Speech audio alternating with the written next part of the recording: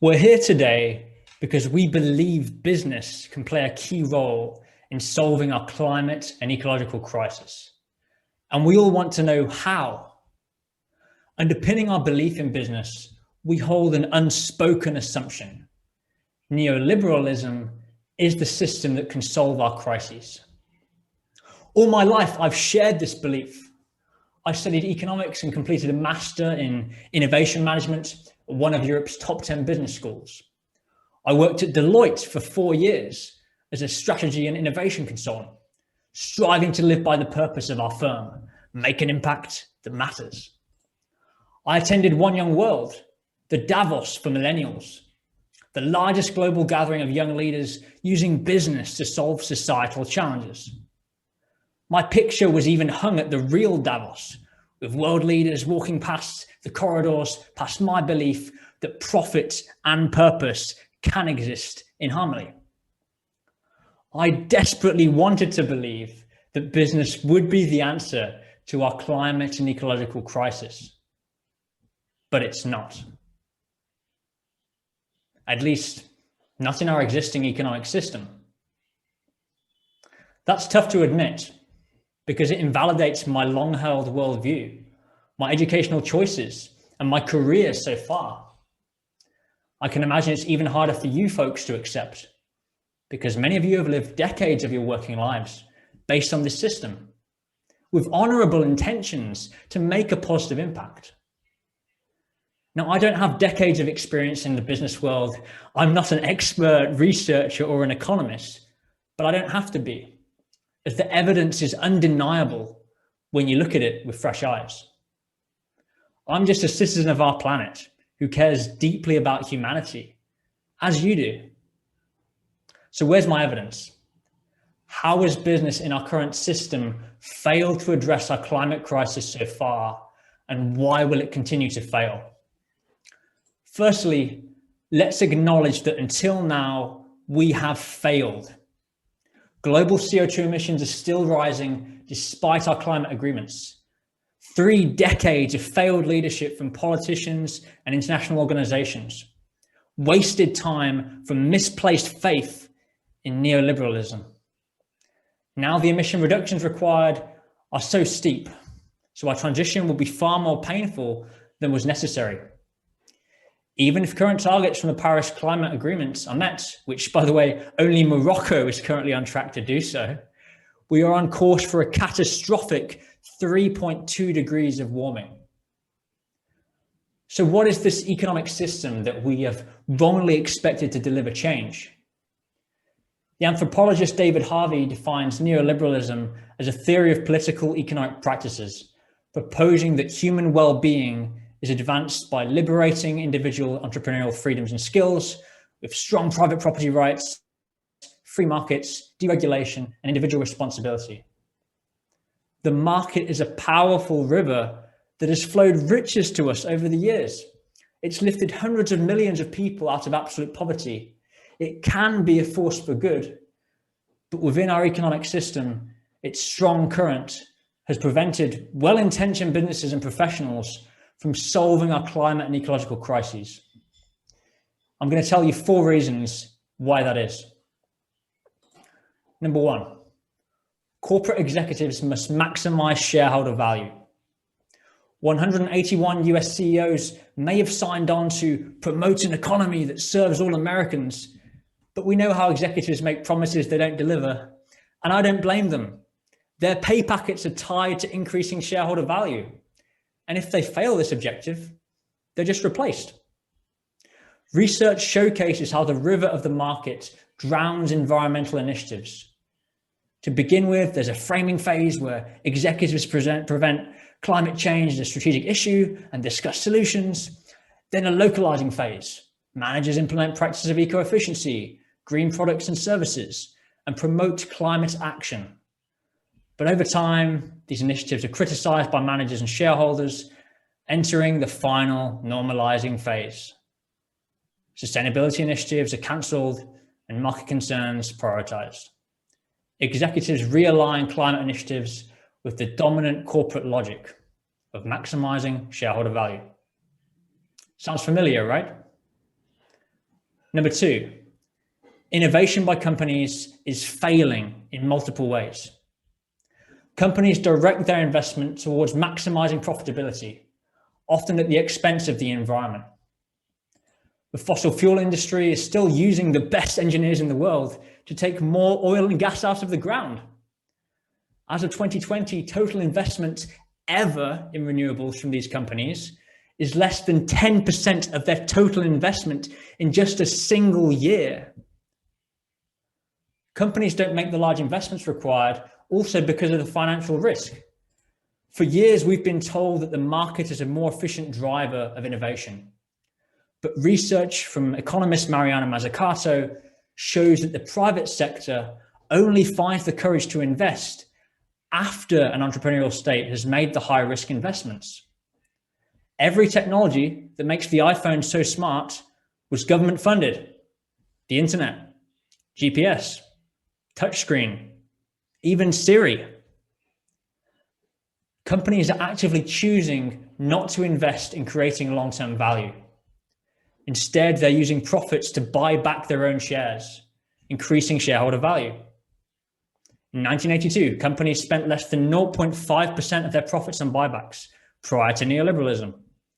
But in 2018, that share had jumped to 65%. Even if the market was investing in the right things, it's far too slow. After invention, market deployment can take 2 to 3 more decades.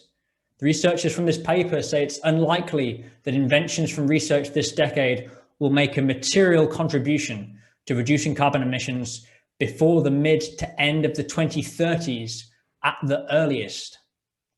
But we have a steep pathway to prevent the dangerous effects of climate change. We don't have the time to allow the flow of the market to implement new technologies at their pace. Governments and collective entities can sometimes move faster than businesses and individuals. Number 3, there are unseen costs of doing business that are disregarded. Public goods like the ocean, forests, and the air have a free rider problem. No one owns it, so we can't prevent anyone from enjoying it. And there's no incentive for people to pay for it or compensate the destruction of it. It's beyond the market mechanism. The multiple dimensions of sustainability are also ignored. When the neoliberal bastion of the EU targets net zero by 2050, far too late, as you've seen in the graphs, it focuses on its own production of carbon, not its consumption. The EU imports steel from China, lowering European produced emissions while increasing those in China. Fourthly, and finally, we have fundamental incumbent power dynamics at play. Those benefiting from the status quo have been tasked to change it. Why would those in power want to change? Companies and leaders want to do more good, but they won't do less bad. They're not willing to make sacrifices, and they don't have to. They're the ones in power. Our system enables businesses to exploit the resources of our planet, creating the multiple crises we are in. They then expect to be forgiven by giving something back through pitiful CSR programs. One day of social impact is nothing compared to 365 days of planetary and human exploitation. So 4 problems of neoliberalism and many more which I don't have the time to discuss. Number 1, executives are bound by shareholder value. 2, innovation by companies is failing. 3, there are unseen costs of doing business. And 4, incumbent power dynamics. What can we do? You're all here today because you care. You're well-intentioned human beings in the business world who want to be on the right side of history.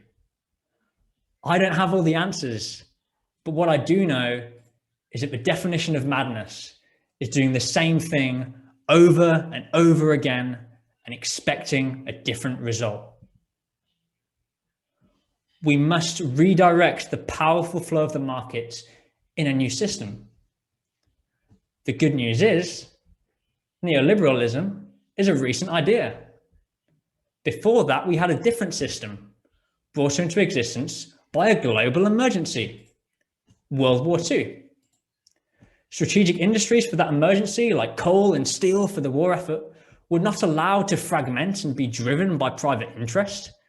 They needed to serve the public interest, so they were brought under national ownership.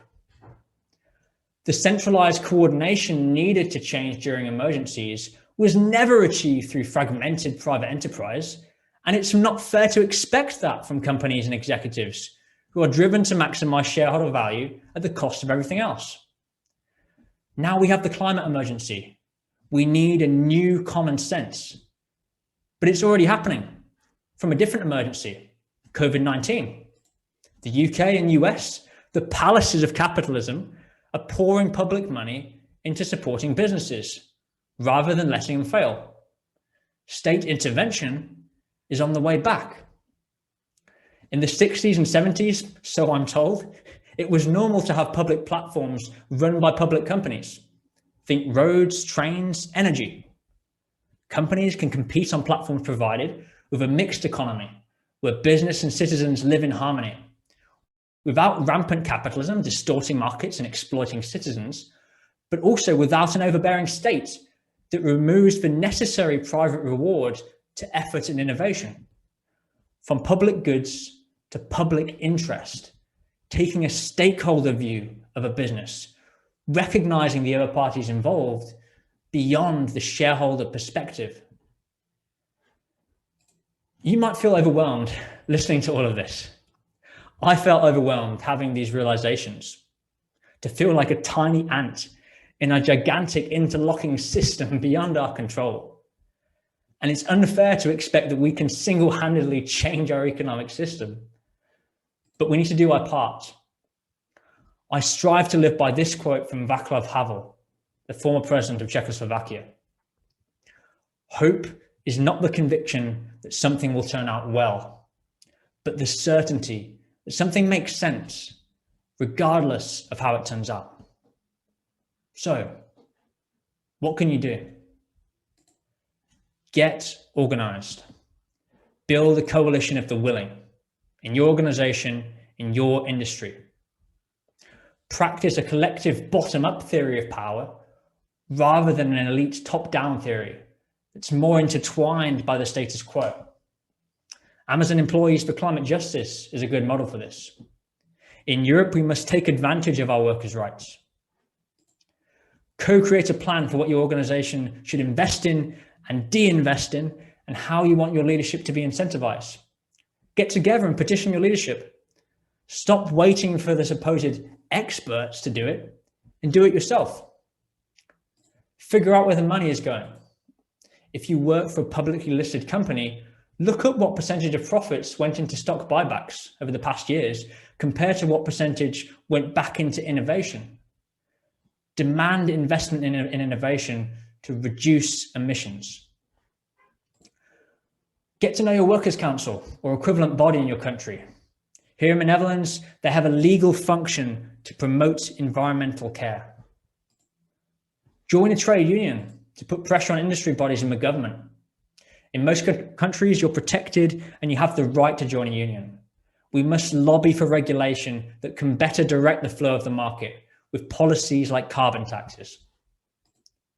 Become a climate activist. I'm part of Extinction Rebellion, a growing global environmental movement, and there's a place here for everyone. Give this talk to your network. Connect with me on LinkedIn. I can send you the slides, the speaker notes, so you can make it your own. Let's move forward together on this journey. These are just my ideas from my activism, reading a few books and desk research. I don't have all the answers, but that's really why we're here today. We are the coalition of the willing. I'd like to close with a quote from Margaret Mead. Never doubt that a small group of thoughtful, committed citizens can change the world. Indeed, it's the only thing that ever has.